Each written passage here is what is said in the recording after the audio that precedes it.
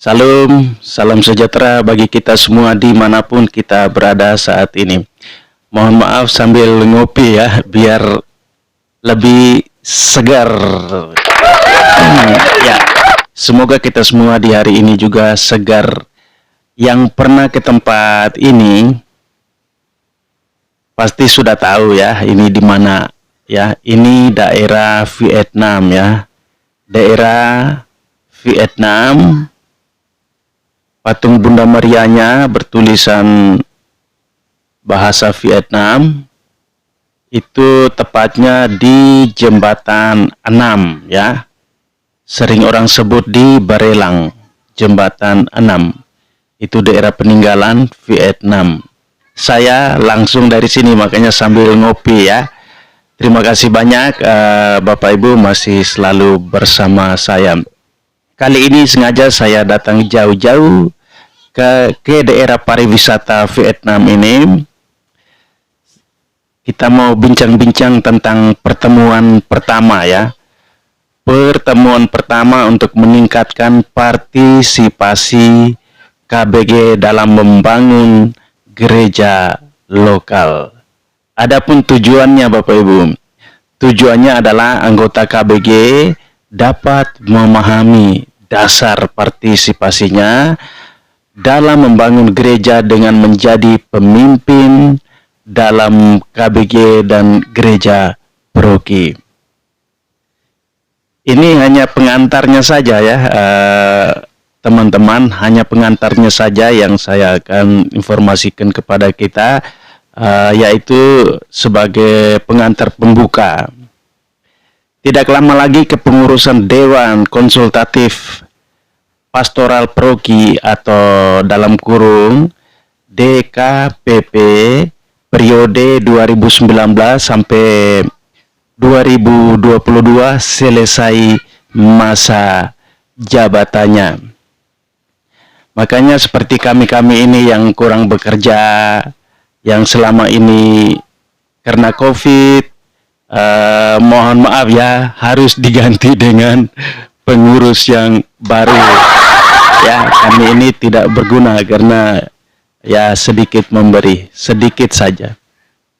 Karena itu mau tidak mau kita memerlukan kepengurusan baru untuk periode 2023 sampai dengan 2025.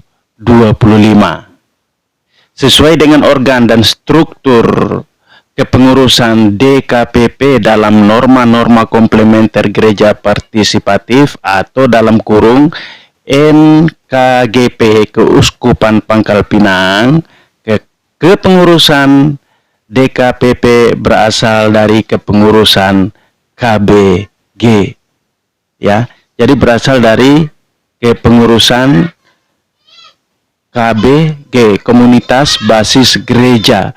Untuk itu, proses pemilihan dilakukan di komunitas basis gereja kita masing-masing, bukan di gereja ya. Jadi misalnya di Santo Arnodus Jansen, berarti disitulah tempat untuk kita memilih. Untuk dapat melakukan proses pemilihan kepengurusan KBG kita, modul penyadaran pemilihan ini akan membantu anggota KBG untuk melakukan proses pemilihan kepengurusan komunitas basis gereja. Modul ini terdiri dari 4 kali pertemuan secara berturut-turut ya. 4 kali pertemuan secara berturut-turut. Makanya fasilitatornya harus hadir di saat animasi modul atau studi bahan. Ketua komunitasnya juga harus hadir, wajib hadir, atau utusan dari KBG-nya ya, biar semua tidak salah paham, tidak berjalan sendiri, tidak membuat sekte-sekte pribadi sesuai dengan pemikiran masing-masing ya.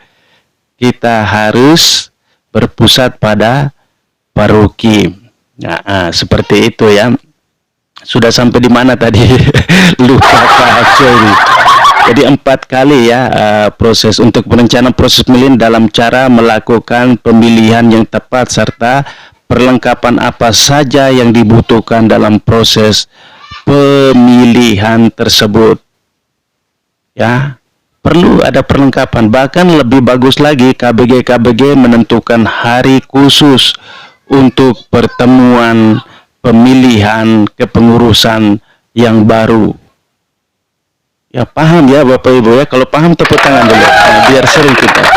Jadi maksudnya menentukan hari khusus itu, misalnya contoh ini usul saya ya Bapak Ibu, usul saya misalnya buatlah pertemuan di hari libur, hari Sabtu atau hari Minggu, hari yang ditentukan sesuai kesepakatan di komunitas kita masing-masing. Nah ini kan namanya suasana pemilihan. Buatlah suasana yang nyaman dan menyenangkan. Jangan sampai ada yang lapar dan pingsan ya? Jangan sampai. Makanya kalau kita buat pertemuan, saya rasa tidak apa-apa, boleh ambil dari kas KBG, kita masak-masak. Nah kalau cerita masak-masak ini enak ini. Jadi boleh kita ngopi-ngopi bersama di KBG kita masing-masing. Dan di KBG Arnoldus Jansen akan buat begitu. Tepuk tangan lagi sekali biar kita lebih seru. Jadi PIPA berharap supaya setiap KBG melakukan pemilihan dengan berpegang teguh pada proses penyadaran dalam modul yang kita sampaikan ini. Kami pun menyadari bahwa modul pertemuan ini belum sempurna benar. Namun baiklah jika kita mengikuti proses ini dulu, kemudian ada kekurangan sana sini misalnya ya, boleh kita bawakan dalam evaluasi proses ini untuk proses pemilihan kepengurusan KBG yang akan datang. Seperti itu Bapak Ibu. Mari kita sekali lagi tepuk tangan yang meriah, karena sebentar lagi akan dipilih kepengurusan yang baru ya. Boleh kepengurusan yang baru orang yang lama, kalau yang berkompeten atau yang bersedia memberi diri, kita pilih lagi ya dengan cara memilih yang benar. Nah di modul-modul yang berikutnya, pertemuan kedua, ketiga, dan keempat, kita masih tetap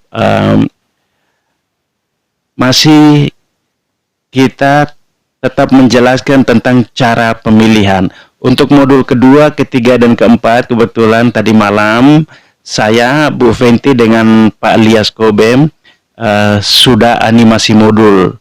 Jadi tinggal nanti di hari Senin atau hari Selasa kita studi bahan bersama-sama, fasilitator dan ketua komunitasnya, untuk dibawakan ke KBG kita masing-masing. Dan untuk ritusnya seperti biasa, kita ikuti langkah-langkahnya ya. Sudah ada di dalam modul, seperti lagu pembukaan yang cocok di pertemuan pertama itu puji syukur nomor 659 contohnya ya, seperti biasa. Dan untuk langkah-langkahnya kita sudah pada tahu, maka saya mengucapkan selamat menjalankan pemilihan pengurus baru Paroki Malekat Agung Gabriel dan Keuskupan Pangkal Pinang. Salam, Tuhan Yesus memberkati kita semua. Amin. Terima kasih banyak. Jangan lupa kita ngopi lagi. Puji Tuhan. Amin.